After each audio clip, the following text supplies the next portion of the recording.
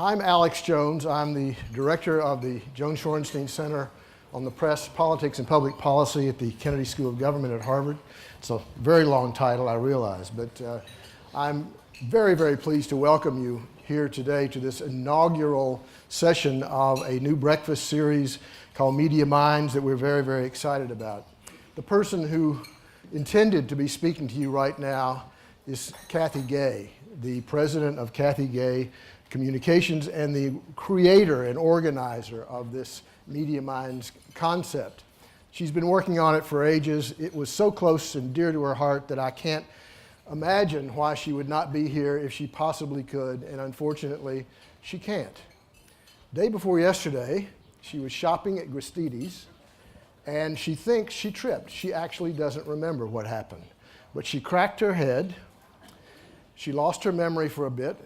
She's fine in that sense now. I talked to her yesterday, but she was told by her doctors that she could come today, which she dearly wanted to do, but if she did, it would turn a 3-week recovery into a 3-month recovery.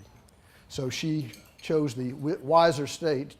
She will be standing here for the second Media Minds, I can assure you of that. She had some comments that she wanted to make before, and I'm going to not repeat exactly what she said, but I'm going to try to give you, she especially wanted to thank a group of people who were absolutely instrumental to this. First, the John S. and James L. Knight Foundation, which is the primary funder of Media Minds, and also Larry Kramer, the president and publisher of USA Today, Miriam Banikarin, the senior vice president and chief marketing officer for Gannett. Gannett is the media partner of the Media Minds concept, and we're very, very grateful to them. She also intended to have a shout out to some special friends like Floyd Abrams and Lou Bacardi, and the Media Minds Board of Advisors, all of us who have been working on this. I'm on that board, and it's a group that's really been trying to find ways to have conversations with the most forward-thinking people in the media in an environment that is conducive to a real conversation, but doesn't take all day. You'll be out of here promptly at 9:30. That was also a Kathy Gay hallmark. She also wanted to make sure that there was a shout out to Madeline Cohen and the staff of Kathy Gay Communications. They have worked very, very hard on this. Please join me.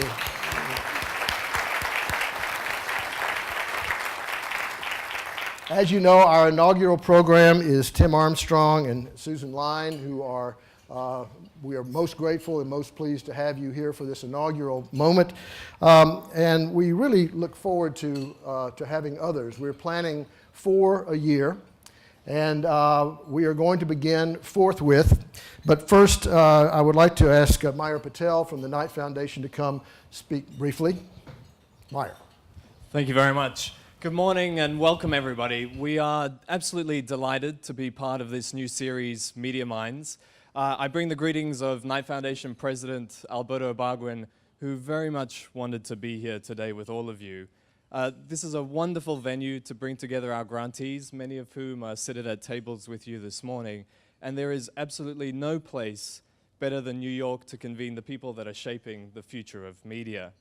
At one time, Knight Ridder used to be the nation's largest daily newspaper company until our good friends at Gannett came along. So this should come as no surprise that Knight Foundation is deeply committed to the essential role that media plays in underpinning our democracy. And that is no more important than it is today. The foundation right now is investing in media technology and innovation in an effort to speed the transition from the old to the new, to discover the new ways in which communities are going to continue to be informed and engaged to shape their own future. I'm now going to turn the microphone back to Alex Jones, who's a great friend of Knight Foundation, and I know is just going to do a fantastic job in getting this series off the ground and running at full steam in the months to come. So thank you very much. Thank you, Meyer. I'm not going to do any throat clearing of introductions. I know you know who these people are, so let's plunge. Tim, you have almost singularly in the digital world staked a belief in the future of content and the return to a value for content in a way that has not been seen and not been rewarded really by the digital marketplace. Why do you think this is going to happen? Well, first, it's great to be here, and I think it's really nice to spend time with you, and Susan I get to spend time with every day now, which is a huge benefit. I think, first of all, not only was it not supported, it was attacked. We had to go through a proxy battle over it as a public company. So, I think, if you cut through our entire strategy, there's only one thing we're really betting on, and that's humans. And what I mean by that is human behavior, technology changes a lot, but human behavior doesn't change as much. And what I mean by that is, humans care about a very limited but significant amount of things in terms of what's important to them. And one of the things that's most important to them is actually trusted information. So when you look one layer underneath the internet, and almost on every single platform, what you find is that human beings are constantly scanning for the best information from the most trusted sources the most often. And a lot of people would say, that's not true. Silicon Valley will tell you that user-generated content matters, and yet, yes, it does matter overall. But when you think about the Panda release from Google, so if you think Google's on the cutting edge of what users want and where content is, the Panda release from Google essentially optimized for speed of content and the quality of the source. And when you look at eye tracking studies on Google, people read the top result that comes back, the bold headline. The second thing they read is the URL it came from. And I think in a world where things are getting disrupted and have been getting disrupted, the human being core principles of wanting fast information from trusted sources, I think is actually going to get more important. If you look at the trends in the world, urbanization is one of the trends, people moving to bigger cities, essentially you have that same urbanization around digital media and the internet. And I'll give you one story from our own offices. Last summer we had our interns, we had about 30 college interns in New York, and I had dinner with them. And at the dinner, I basically said, look, just tell, what are you doing? What are you doing more of? What are you doing less of? And why are you doing it in the digital world? And they said, essentially we're using Facebook more for looking at photos and trying to catch up on things. We were using it every nanosecond, and now we're using it more as a curated experience for our friends. We're using LinkedIn to tell people who we really are, which was surprising. And so I said, no, you're looking for jobs. They said, no, when I want to really tell somebody who I am, I put it on LinkedIn because that's a trusted source for me to control. And the third thing is they were using Twitter a lot more. And I said, on Twitter, so are you tweeting or following more? They said, we're following more than we're tweeting. Who are you following? Well, we started off following celebrities. Now a lot of us are following trusted news sources. So things like the New York Times and Arthur's here and those type of brands. And I think if you just forget about all the noise in our industry, because nobody likes to cover the media industry like the media industry, and you look at what human beings actually care about and do, human beings want trusted brands of information, and I believe trusted brands of information come from powerful sources of people who are able to curate, journalists, those type of opportunities. And that's an anti-internet bet that we've made, but I think actually if you look at our results, well, your objective, as I understand your business model, is to have that content, attract those people, and then sell advertising around that aggregated audience. Yeah. You've recently been talking about some things that are, sort of technologically forward-thinking. I know that's very much, you've had 3.5 years, you've righted the ship, now I know you're looking forward.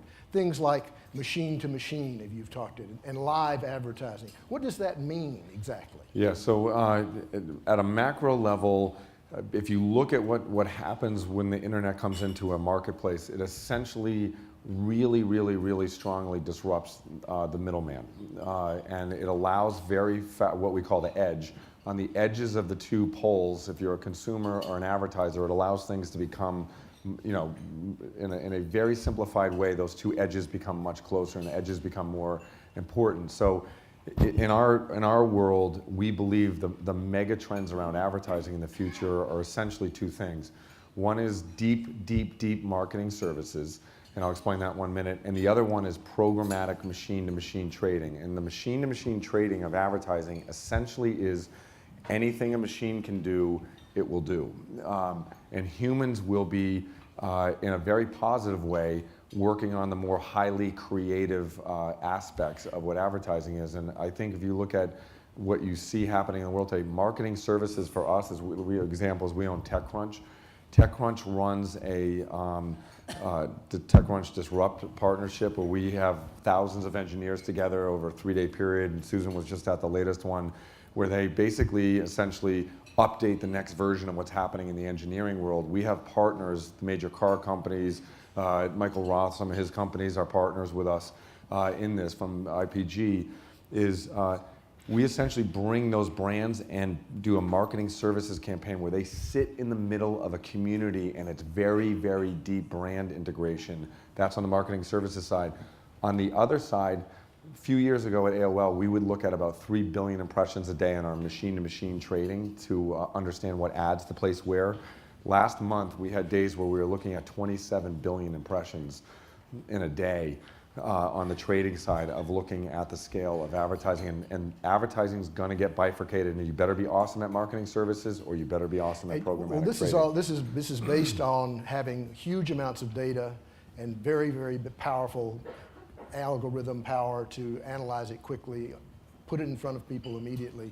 Is this something, do you have your own like engineering sort of, PhD core working for you now? Is that so we have a machine learning group, which is essentially a lot of PhDs, and some of them are on the West Coast, some are on the East Coast, and some of them are in Europe. And essentially these people are masters of big data. So if you simplify the entire advertising business down on the machine-to-machine side, it comes down to one simple thing, which is you have to be the best company at the world at understanding individual impressions real time. So the way I describe it in our offices is the advertising market is turning into what happened at Wall Street, which is there's giant exchanges where people are exchanging advertising. The companies that are most successful sit on top, in the programmatic world, sit on top of those exchanges, and the companies that are able to understand the individual value of an impression and what that impression is worth real time. Eventually it's going to get beyond real time, by the way. Eventually there'll be massive future markets, I think, where people will essentially bet on what they think the values are. Beyond real time? Beyond real time. So Is that future time? That's future time. So by the way, I think it will look very similar to the infrastructure you see on Wall Street today, which is if you went down to Wall Street 20 years ago, the New York Stock Exchange had all kinds of human beings screaming, yelling, back and forth. You go down there today, it's quiet. There's people standing in front of terminals, and when we need to transact as a company on Wall Street, we're either dealing directly with the most senior investment bankers who are essentially marketing services in the investment world, or we are dealing with programmatic trading. I mean, I'll give you a quick example of how powerful programmatic trading is on Wall Street. We had a piece of information come out of our company probably 3 or 4 months ago. The information came out of our company.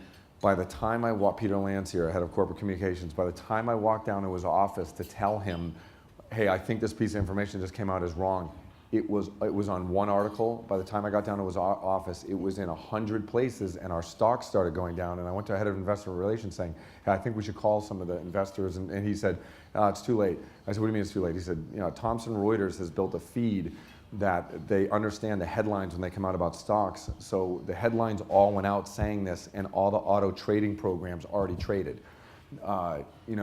It's over. So by the time I had walked down to his office, said we have a problem, and then went back, it was probably 2.5 minutes, and the whole situation was over. One of the the best thing was that it was our own brand that had put out the piece of information. Yeah, that was the best part about it, by the way. The thing is, when you took over, when you brought AOL public 3.5 years ago, people were very skeptical that you could do anything with it. And you have, almost doubled the stock. It had its first quarter-to-quarter revenue increase in 8 years in the fourth quarter last year. But you're a man in a hurry. There's no question about that. And I remember reading it on our profile of you in Advertising Age in February, in which it talked about how there's been a lot of executive turnover at AOL, and it named 3 executives that it said you felt, it thought you had confidence in. They're all 3 gone. It's been since February, they're all gone. Susan, You work for this guy. What is it like to work for Tim Armstrong?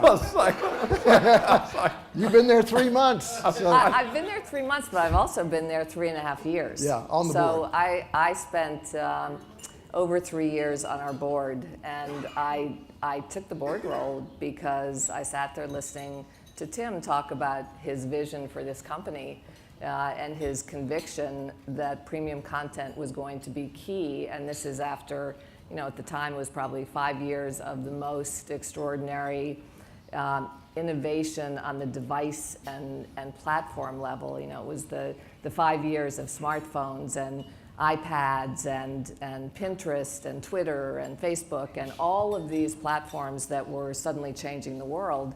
And Tim understood, I think ahead of a lot of other people, including me, by the way, that content was going to be more important as a result of this, not less important. And so I signed on because of him, not because I thought, wow, I really want to be on the board of AOL. But in the course of those 3+ years, I got really excited about what was happening. And so, yeah, he is a man in a hurry. I can tell you that there is not a day when I don't get 6 ideas from him. I mean, literally, on my way here, I read an email he had sent to... I knew I shouldn't have sent that. To me and the GM of our homepage. He had already read the entire homepage. This is at 5:45 this morning, and had a bunch of really good comments on it. Well, one of the things I read about when you took the position 3 months ago was that, much to perhaps Tim's surprise, you sent him a list of things that needed to be fixed. What have you been fixing? And I still do that. Well, let me start from what I see here, because I think what Tim did brilliantly, and he moved very fast on it, was to assemble enough core brands that AOL had a portfolio with real strength. So we have the Huffington Post, which has grown just phenomenally under AOL. We've got TechCrunch, we've got Engadget, we've got small brands called Gadget. We have Makers, which is a great brand that was actually incubated at AOL. And then we've got some core brands like MoviePhone, MapQuest, that are brands people understand, but need some reinvention. And we have Patch, which is a huge bet in one of the last frontiers of content, this whole area of hyperlocal. So there was a lot that was great there to build on, but the core AOL brand was not there. It's a brand that people know incredibly well. There is still brand equity there, but people think of it as either their parents' email address or as one of the old portals. And yet, there are 200 million plus people who come through AOL every month, and over 100 million in this country, which means we have a massive stage to do whatever we want. I want to get to the AOL brand issue, but before we do, I'd like to talk a little bit about Patch. I know that, Tim, you were one of the founders of Patch, weren't you? Patch got over 1,000 mini sort of newsrooms in communities, small communities, but demographically appealing communities all over the United States. And you have said that you expected it to be profitable by the end of this year. You've recently done some restructuring there. The CEO's gone and so forth. Is it going to be profitable by the end of the year, do you think? Susan? Yeah. This is in her domain, I know. I will say that Patch is moving in exactly the right direction. It is doing precisely what we thought was going to happen this year. So yes, we are very optimistic about how the year's going to end up. And also, I would say we made a really big public commitment to get there to Wall Street, and I think from the standpoint of our company, I think we're very invested in getting Patch to profitability for multiple reasons. One is because I think it's healthy for the business, and two is I think from the standpoint of where Patch is right now, I think it'd be, I mean, the opportunity is really to actually continue to grow Patch to more towns. And I think from starting with a stability of profitability is a much, much stronger place for us to continue to think about how, where the future for Patch is. Let's talk about the AOL issue. I mean, just the name of the company and the name of this signature, brand. Did you think about calling it something else? I mean, has there been an example in digital, the last 20 years of digital history that we are living through right now, where a brand that has been diminished has been revived, successful? Has it happened before, or will you be the first if it happens? And is the sort of the culture of the web for the new and the hip and the the buzz and the frisson too powerful to really be able to overcome? What do you think? I think there's two great examples actually of companies that have done a really, really good job, and I think they have exceptional leadership and strategy. One is Priceline and one is eBay. And I think if you look at those two companies and you think about it, I think they both actually kind of in a very core way understood what they were doing. And so forget about, again, what was getting covered from them from whether people thought they were successful or not. Both those companies had a pretty deep understanding of what value they were bringing for basic human behavior. And I think if you look at, I think Priceline's the best performing stock, or at least it was, I think last year, the year before, for the last decade.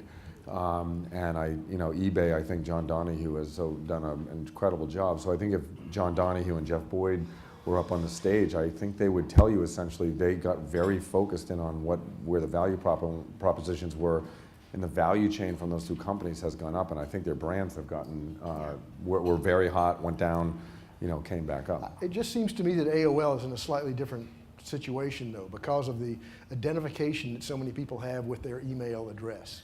That it's something that is a sort of a signature for who they are. And Google says one thing and AOL says something else. And the Google people, the young people who are Google, think that anybody with AOL looks like I do.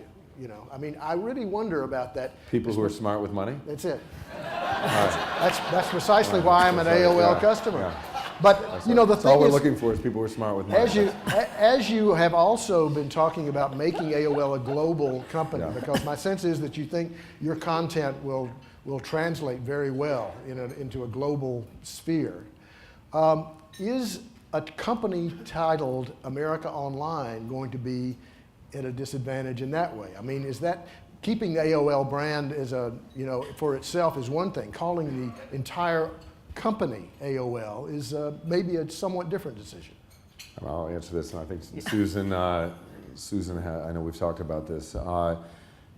So let me say a couple things that are not going to sound probably normal, I guess. It's incredibly expensive to implant a chip in somebody's head so they know what the name of your company is. And as a matter of fact, most companies in the world have a massive problem, which is they can't get anybody to understand what their company is, what the name of the company is, all those other things. And AOL spent roughly $22 billion on marketing up until 2006. So almost every country I go to in the world, people know AOL. That is a massive, massive value.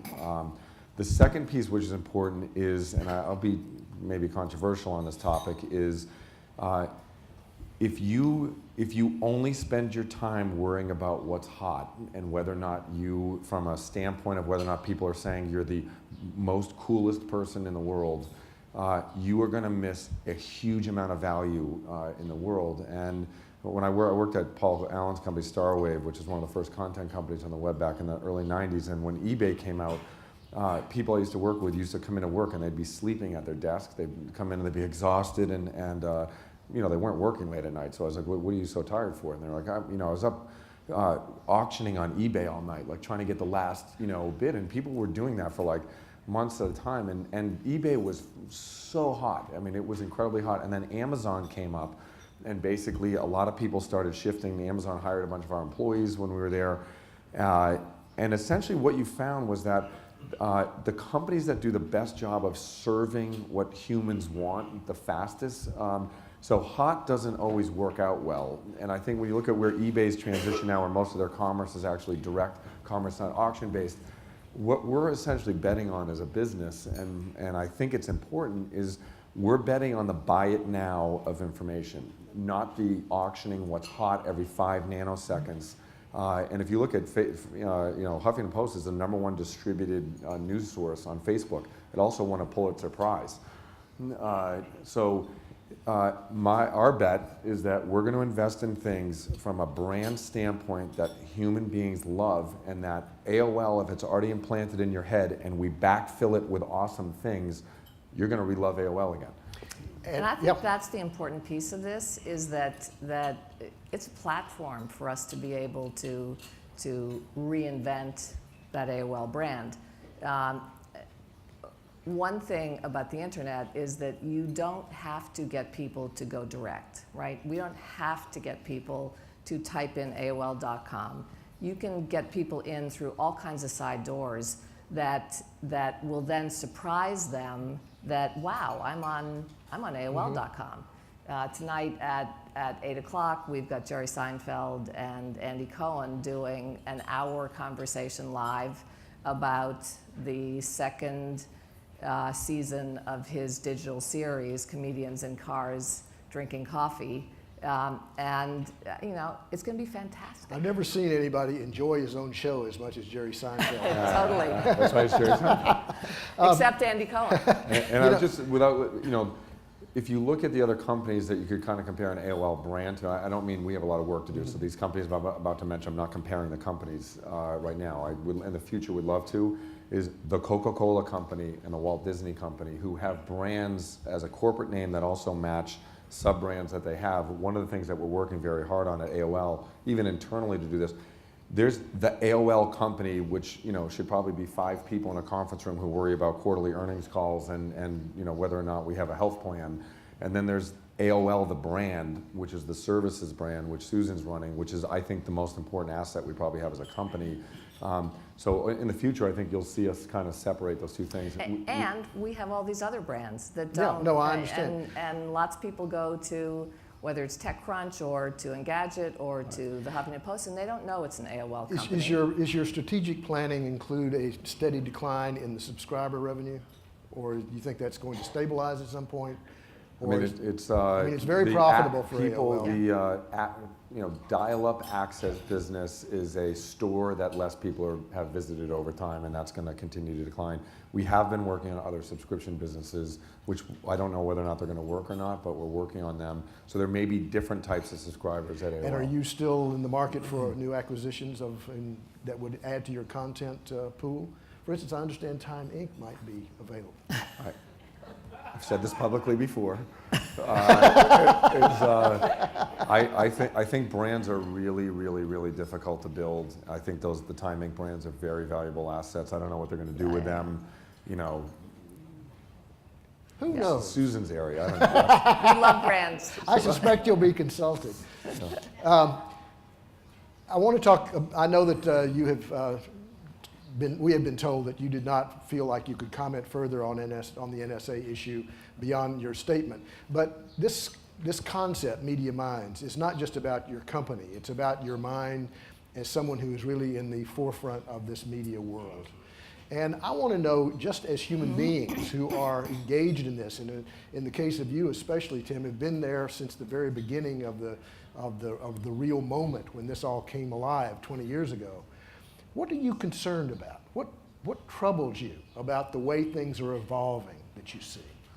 Well, I think there's, first of all, on the PRISM thing in general, I think, first of all, everything that we do, and I think you've seen the rest of the companies say, there's a giant legal process that basically, we have to conform to, and whether or not you like the laws or not, that's up to the government to decide, and we as citizens or company, follow those things, and we, question just like everybody questions everything that happens. So, the challenge in today's society is, in the future, the internet is really the trade-off between having personalized information be a benefit and having personalized information be a negative. And when you really look at it, it's that simple. It's, do you want to have ads targeted to you on who you are and that are beneficial, more relevant, instead of seeing ads you don't want to see? You might see more relevant ads. You might enjoy your life better online.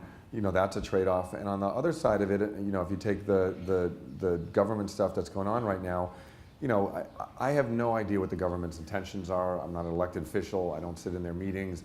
But if you're the head of Homeland Security and your job, like I grew up 10 miles away from the Old North Bridge in Concord, Mass. And every year we used to have to take a field trip there. And every year in the field trip, we'd get off the yellow bus, stand there, and they would say, the Redcoats came marching right up in the middle of the field, and the Patriots stood behind trees and hid guns in the bushes and shot the Redcoats in the middle of the field. And every year I used to raise my hand and I'd say, why didn't the Redcoats go behind the trees? Why did they stand in the middle of the field? And I said, well, that's the way things were done.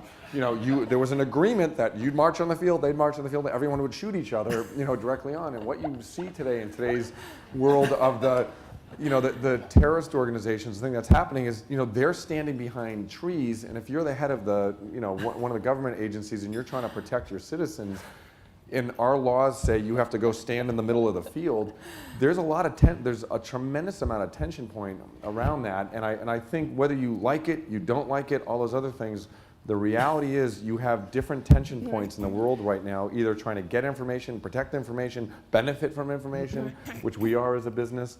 And I think that's a big discussion that's going to take a long time for people let's to figure leave out. the national security side of it apart for the moment. But let's look at what corporations are doing very successfully, very aggressively to gather data, to use that data for marketing. That could be marketing for face cream, or it could be marketing for a political agenda, or it could be even marketing in a way that is beneath the radar of your conscious mind. I mean, it's a great, great power when you have that much aggregated information about what's going on inside someone's head, especially when you add in face recognition that not only recognizes a face, but knows the mood you're in, and whether you're in the mood for a Coke or a vodka, That's a lot of knowledge about someone's head. I know that, as I understand AOL's plan for the future, you're going to be doing data mining in a big way. You're going to be using it, as you say, to maximize the service. Yeah. But at the same time, what's going to happen to that information if it is somebody else's to use? I mean, you see what I'm getting at. Yeah, Susan? So I would say a couple of things. One is that once things are possible, you don't get to put them back inside a box, right? And I think we've all seen that this is happening. It is feasible to gather an enormous amount of information about people digitally. And so the issue becomes, how do we make sure that it is used in a way that does not abuse that data, right? And there are things that have come out of this that I think are great. When I go to Google now and I do a search, they anticipate what I'm thinking about, in part because they know what searches I've done before. We are increasingly going to move to using your data, your browsing data, what you've clicked on, to be able to surface the stories that you're more likely to want to see. We'll keep enough serendipity in there too that you're not only seeing stories on what you've clicked on, but it will make it more relevant to you. So there's lots of good things that are coming out of this. I think that we're all concerned about where it could be abused, but I don't think the issue is any longer, should we be able to do this? Because it's there. It's there. Yeah, no. And we've pretty much, I bet every person in this room has a smartphone in their pocket, and we've pretty much made the deal that we want the convenience and the advantages that come with it, and we have said, I accept, even though I wonder if anybody in the United States has ever read what they have accepted. I really do question whether people really figure out what this is all about until something like this happens. Yeah, I think the basis is trust. I mean, in the situations that you see around data, it's if you lose the trust of your users, in our business, game over. My guess is if the government loses the trust of the people, it's probably a big problem for them, also. So you have to balance the fact that essentially everything revolves around trust in the middle, and anything that you're going to do basically has to benchmark off of that. And we try to be incredibly careful, high security with all the data, and it's a big responsibility. Look 5 years ahead for AOL and otherwise. What do you see? And this is a question for both of you, really. I'll say a couple things, and I'm going to talk about Susan for 1 minute. Okay. Is part of the reason I got out of my chair from Google to go to AOL was I saw basically two simple things. One was the web wasn't programmed, and essentially I felt like there was kind of a tasering of everything by the internet culture, which essentially was trying to make everybody feel insecure about everything in the world and their business models and all those other things. And in reality, there's some very, very core things that people want. And I think programming of the internet is a very, very big, totally open, naked opportunity overall. The second piece is that the way services actually get done and the way they're thought about in general needs to be driven more from a mentality that is able to mix programming, engineering, content creation, all those things together. And I think in the next 5 years, like I was at a meeting yesterday and listened to Susan speak to a bunch of our customers, I think the future of AOL is really relying on us fulfilling that vision. And I think Susan, as a leader and visionary in this space, will probably have the biggest impact on the business. And the note I sent Susan this morning on the way here was, our homepage today had a couple things on it at a very human level that were programmed today. And that's how I started my note off, by saying, thank you. Now, what did you mean by that? I'll give you an example. One of our properties launched a restaurant review, and they put it up at 8 o'clock in the morning, and at 11 o'clock in the morning, I got an email from somebody saying, on Monday morning, oh my God, nobody has filled out restaurant review. So I went and looked at it, and I went through, and then I took a step back and said, at my household at 8 o'clock in the morning on Monday morning, you're either getting yelled at, pushed out the door, on your way to school with a backpack, or I don't think I thought about a restaurant at 8 o'clock in the morning my entire life. But the internet culture has you believing that anything you put up online, and the reality is, when you looked at that restaurant review thing we did, at 10 o'clock at night, the reviews started coming in. Because people had the chance at that time period to basically probably think about those things. And materially for AOL in the future, I hope we're the best company in the world at delivering value when consumers want it, how they want it, in a programmed, safe experience. And I think Susan Lyne is the best executive in the world to do that. And what do you say? Are you the best executive in Well, the world to this do is it? how he recruits, by the way. But I will say that we all know that the world that we inhabit is changing dramatically. We saw it happen with newspapers, with magazines. We're seeing the complete disruption of the television ecosystem right now, where who would have thought 2 years ago that Amazon would be buying pilots, or that Netflix would have one of the highest rated and best reviewed original series on television. So to me, there's a huge opportunity. I think Tim's exactly right. There hasn't been that focus on programming that everybody in this room understands. I come out of magazines first and then television, and magazine business, you're constantly thinking about what your franchises are and what your big events are going to be that year, what you can own, right? And you build on those things year over year over year. The internet's never done that. And same thing for television. You think about sweeps. What are your big sweeps events, and how are you going to end the season in a way that's going to get people's attention? We brought some of that to Gilt, even though Gilt was a commerce website. We really programmed a live show every day at noon. It was about getting people, it was appointment shopping, it was getting people there, getting them excited about the experience, more than just buying something. And over time, we began bringing in some of those event programs too. You know, we launched Cars on Guilt, and we'd get tens of millions of people coming to the site because there was a fantastic car deal or something really cool was happening, and got tons of earned media that way. The internet, this is an opportunity for the internet, and we're going to be a big part of that. So we're going to launch AOL Live, and we're going to start doing programming.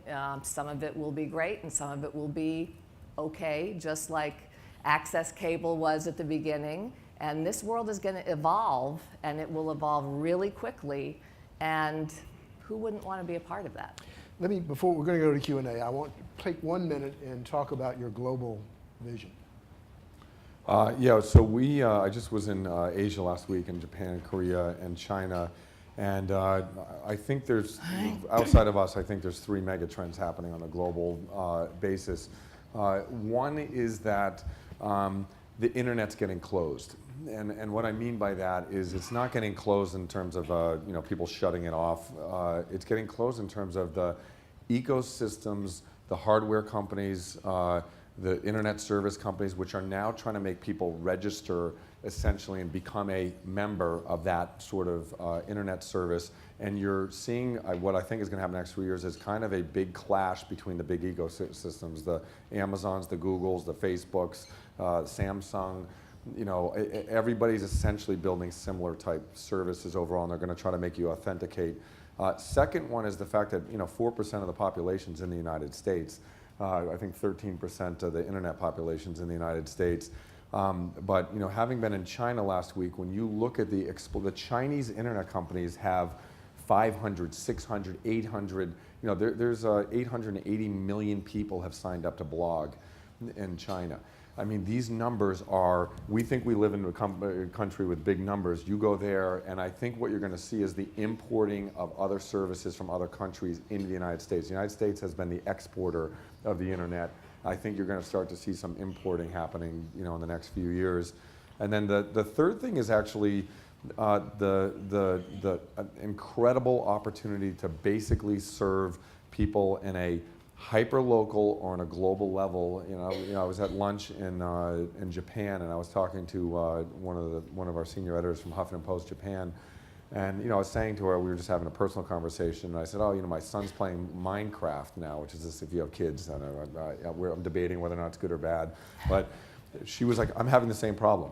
And you start to realize that when I was growing up, me having the same interest or activity as a kid in Japan, which my son does today, and they're doing exactly the same things on exactly the same platforms, you're going to have business models which are able to scale to billions of people, and not in the old way that business models scale. Because in old ways, you have to go out and cut a deal and put it on a satellite and get it, and it only works in this country, not in that country. Today, if you have something that works really well and people want to use it and it touches it, boom. Yep. So I think those are mega trends globally. We're going to go to questions, and we have people with microphones. If you would, wait till the microphone is given to you. If you would, identify yourself. We would appreciate it. And if you have a question, please raise your hand, and I will get you into the conversation. It's hard for me to, yes, right here. Hey. Hi, Bonenbaugh from Mondelez International. I run global media there. So I agree with programmatic buying. I guess as a media buyer, the biggest concern I have are our organizations ready to even participate in that. So I look at it, we don't even understand data in general. We don't know how to play. It's almost like going into your example, the stock exchange, and not actually knowing what companies are buying or having any real visibility. So do you think there's going to be a change in that? How do we get there quickly? I mean, do you see that as a challenge, or maybe it's just my org? I don't know. No, I think that's a global challenge. By the way, it's a challenge for us. I mean, we have a huge amount of our companies built on non-programmatic advertising. So, I think it's going to go in 2 phases. I think phase number 1 is much the same way when I was at Google, every board of directors eventually at every major company in the United States had to have a search strategy. Like, you started getting phone calls. Can you come to this board meeting and talk about our search strategy?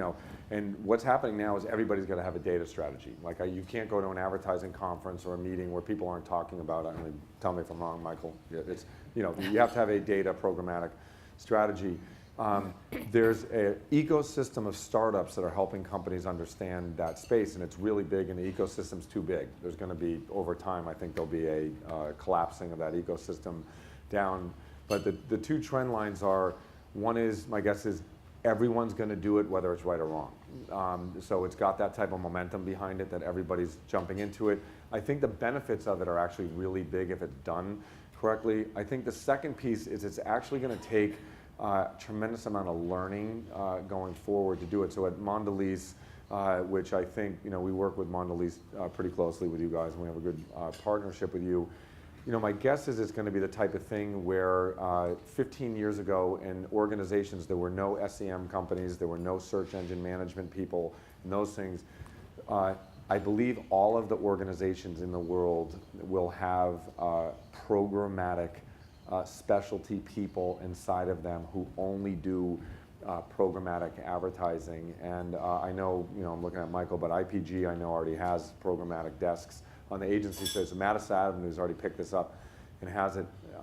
My guess is if you went out to the major corporation in the United States and said how many people have a programmatic job description who are hired for that, you'd probably find a handful of people or zero. 3 years from now, 5 years from now, my guess is you'll have 100 people in marketing departments who are programmatic experts, but it's going to take time for that industry to evolve. Right here. Steve Shepard. Thank you. Steve Shepard, CUNY Graduate School of Journalism. Talk about advertising rates, which throughout much of the media world are notoriously low. What are you getting for ad rates on some of these niche sites, targeted sites, and what's your strategy overall for having advertising rates go up? So our we just spent yesterday with a bunch of advertisers, so we can both talk to this. But here's where advertising is right now. Fastest two areas of growing in advertising are video and mobile. Pricing essentially on those two assets is will depend. Programmatic and marketing services are split. Programmatic is probably low single digits. Non-programmatic stuff is double-digit CPMs. Trend lines, which is interesting for us, is we've invested both in programmatic and in deep marketing services. Marketing services pricing is up, and it's strong. We actually are very happy with where we are pricing-wise for advertising against the marketing services side. Programmatic is essentially stabilized for us, but we do massive yield management on top of programmatic. Overall, I think you see a lot of noise, not noise, there's legitimate in the industry saying pricing's gotten deflated. Pricing's essentially deflated in one category, which is traditional web banners. So the entire marketplace of things have gotten smarter, have moved to what they call premium formats, which are essentially smart ads, smart advertising, what I would call not smart advertising, which is getting very machine-to-machine traded, and the lowest value thing has gotten massively commoditized, and the pricing there has also been commoditized. So I think we've migrated our services up to the non-commoditized areas. Yeah, and I would just add one thing. Yesterday we were having a meeting with one of the guys from our programmatic ad group about mobile advertising. And one of the things he has been telling me is that you got to get people, when they are building apps, you got to get them to build in the data capabilities at the outset, because the difference between having that data capability and not is the difference between a $1 CPM and a $10 CPM. So that's one of the areas where data is going to be hugely beneficial to all of us. Hi, my name is Rachel Sklar. I just wanted to follow up on an earlier question that got stepped on with the joke about Time Inc., which was, are you looking at companies to acquire, and what type of companies would you be looking at in that case? Rachel's an entrepreneur, by the way. Oh. You have something to sell? What company are you from, Rachel? We have a company called The List, which is a network for women, for elevating women. But also we represent a lot of female entrepreneurs. But the question was general. Yeah. The answer is yes. We're always looking at companies, and I think there's nothing we're out there in the market saying we have to have one of those right now, certainly not on the content side, but we're always looking at opportunities. How about here? Hi, I'm Alan Dodds-Frank from the Overseas Press Club. You're talking about trust and PRISM. How does the U.S. government help AOL and other companies like you guard against cyber attacks from China and other countries? And how big a problem is that really? So, you know, all the major internet companies get attacked constantly, and you know, I think you have to be careful saying who's doing it, because I think there's a whole bunch of people doing that type of you know, behavior online, and you know, much like probably any other security or safety things, whether you're an airline or anything else, you know, I think there's a community aspect to security, which is you know, if another major internet company gets attacked with something, it's not uncommon for the internet companies to work together to basically try to thwart or figure out what those issues are overall. And in terms of the, you know, the government piece of it, I think the government piece, you know, first of all, there's a whole set of government things that happen, which are essentially in the business community but probably whether actually if you're an online company or an offline company, you probably work with overall. So I think there's a security community in general, and I mean that in the good sense of security community. And then there's the things, and I would separate that from things that are a legal process that are you know, I have a subpoena or something very, very kind of legally proper. And those two things are two different things. You know, I know I've been reading the press obviously, and I know I deal with things at work related to the stuff that's in the media.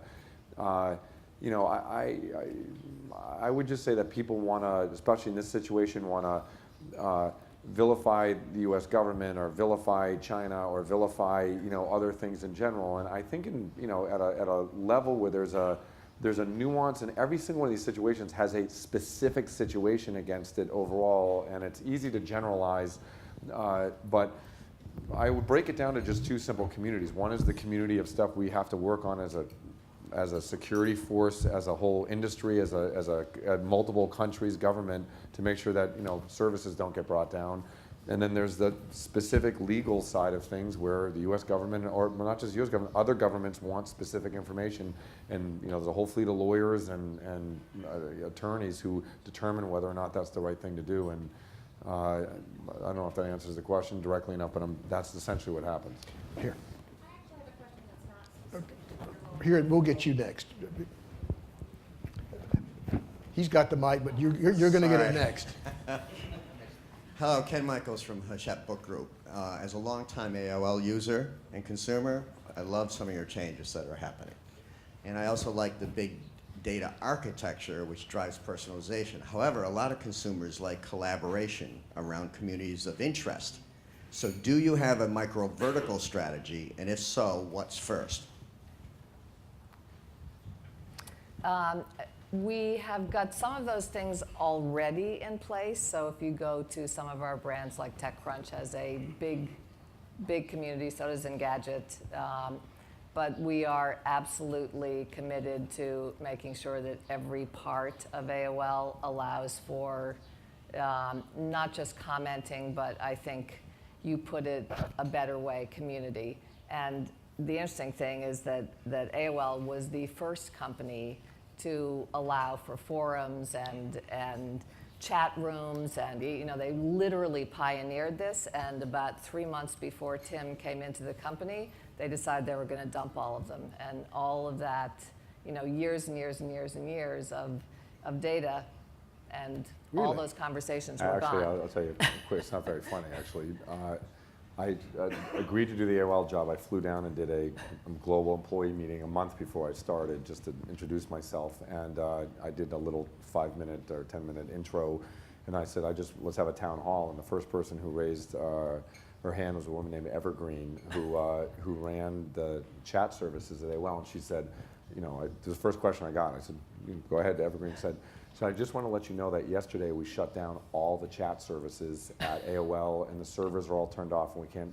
And she said, you know, what are you going to do about it? And I said, I haven't started yet, but I mean, what do you think we should do? And she said, well, I think it was a huge mistake to shut down all of the chat rooms. And I think essentially, if at a very simplistic level, what we've been rebuilding at AOL is essentially the community that was lost at AOL. And I think that we both travel places. You meet a lot of people who actually got married in chat rooms or met in chat rooms.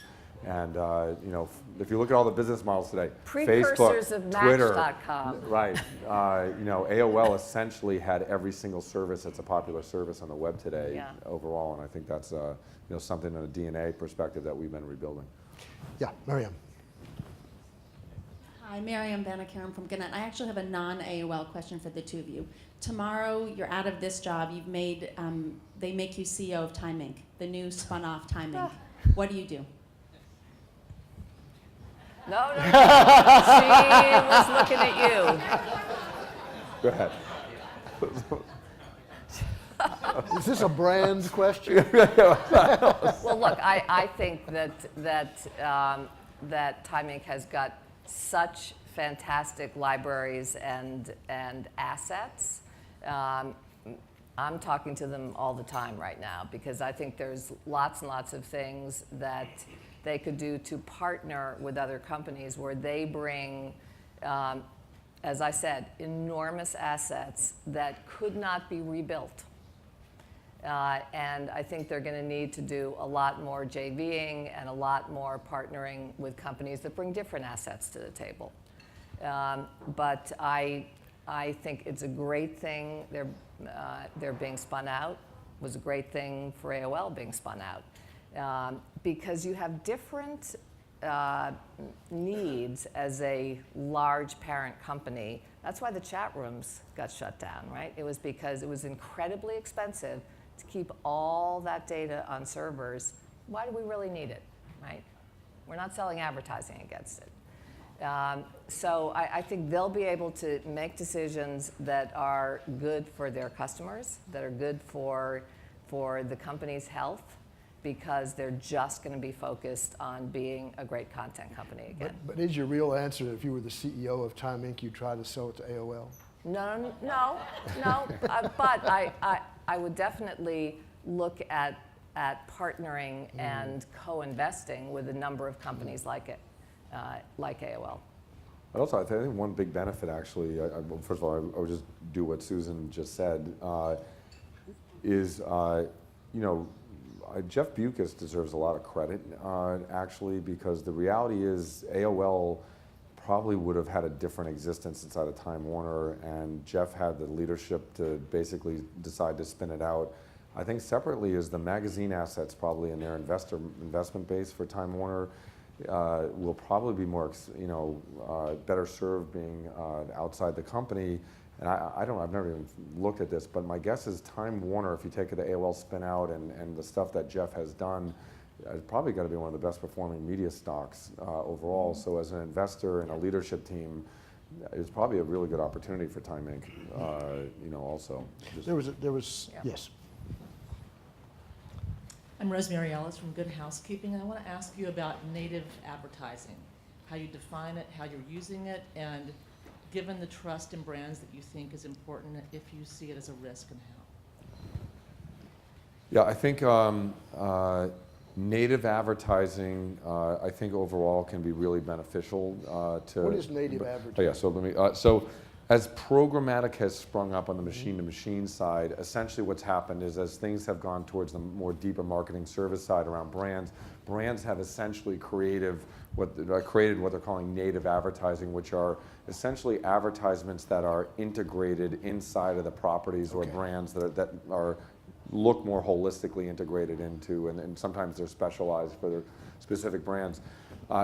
So I think it's beneficial overall for brands. I think there's a danger, though, is that native advertising that's not scaled is not going to solve the issue that publishers have in terms of monetization. So I think what needs to happen is native advertising at scale.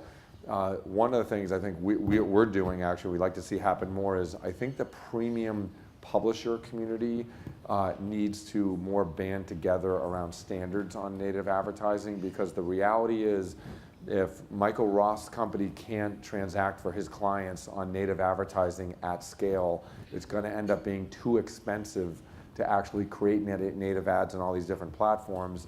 And that's going to even lean more heavily into programmatic because it can be done at a high scale. So I think native advertising is a trend that's going to continue on. I do think the premium publisher community or the publishing community needs to have some standardization around native so it makes it really beneficial for the scale for advertisers. Because I think over a longer period of time, especially when you go back to these global trends, when you talk about having a billion people on services and stuff like that, doing a small campaign on native advertising for $15,000 on one brand is going to be really difficult to do in the future. And I think we can all help ourselves out by having native, you know, kind of connected together. Yeah, and I would just say that I think it's almost most important for mobile advertising, because if you look at that mobile screen and you try to cram onto it either banner advertising or those horrible things that pop up and take over the entire screen and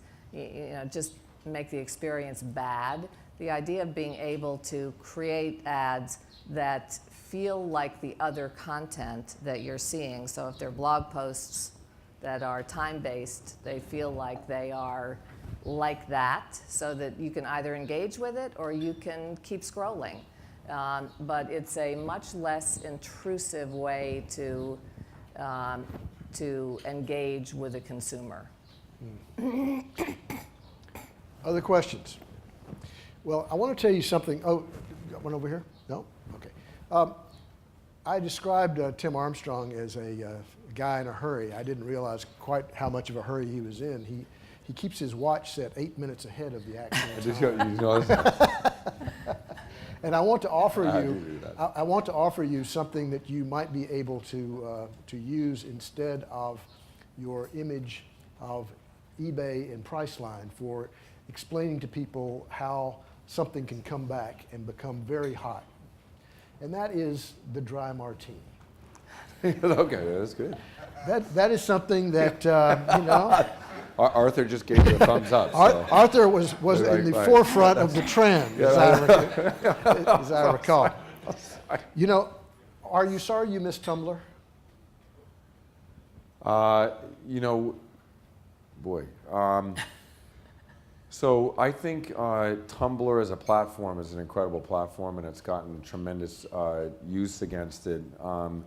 You know, I think all the platforms in the world essentially have user bases that are signed up for whatever they think they're signed up for and what they're doing. And I think from the standpoint of where we see the kind of trend lines going over time, if you go back to the urbanization effect and you go back to the fact that people want trusted brands and information, you know, I think the optimal place where content's going to end up being is very high scale, but also incredibly highly, you know, trusted. And you know, whether it's Tumblr or other user-generated platforms, you know, you essentially, as a business model, have to have a business model that will work across those platforms. And from the Tumblr standpoint, they have a lot of traffic, and there's probably a big opportunity for the business model there.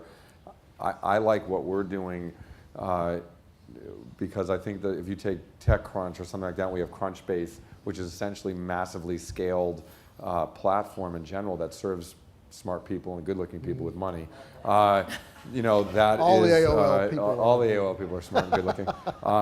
You know, that is that's something where I think there's a really big opportunity to mix high quality with high scale together, and I think Tumblr is a high scale asset and interesting asset. It remains to be seen. You know, one of the things you've done is to make your two top deputies effectively, Ariana Huffington for the Huffington Post and Susan for all the other brands, women.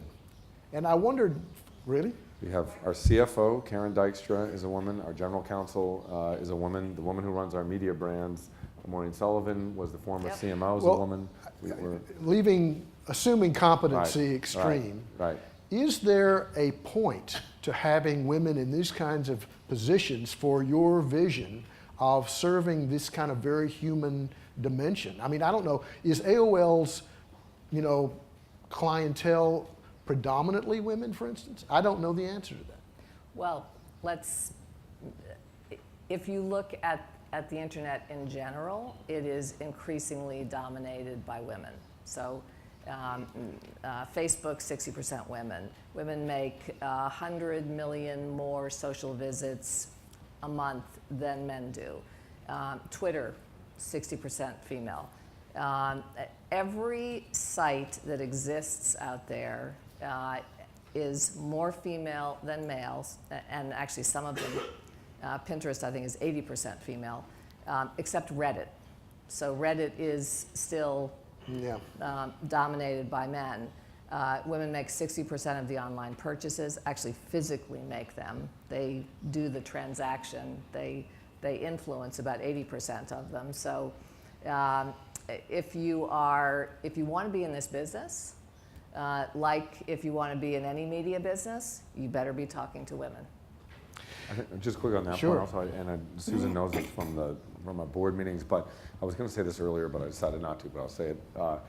One of the other things that got me out of the chair at Google was basically the entire internet, not the entire internet, but a big piece of the internet has been created by men.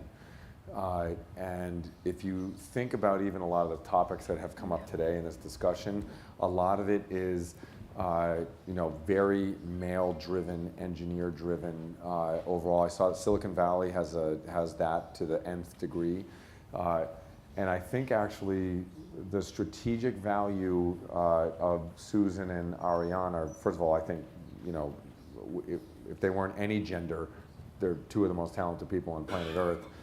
I think the fact that Susan and Ariana bring an exceptional understanding of half the world's population that is inherently almost in zero of the companies that we compete against overall. And I don't mean zero, I mean zero in terms of the product production, those things. I hope that's a huge strategic asset for us, over time. And I don't know what you think, but it. Yeah, no. And we've had these conversations multiple times over the past 3 years even, because I do think that there is there has been a very closed world building platforms for the most part. That's why Pinterest was such a revelation to people, even though it was built by a guy who was inspired by his wife. And she had a lot to say about the look and feel of it, and even what it promised to consumers.